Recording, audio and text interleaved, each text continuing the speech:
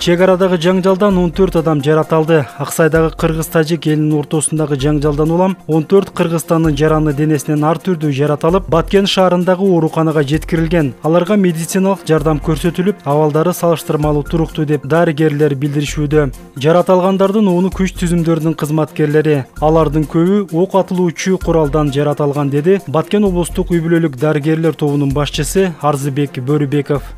Ок дегендер көпчүлүгү ушул огнестрельный ранение, анан 2-3-өсү сотрясение менен жатат. Бизде ошол таш тийип ошондой болгон жарандар.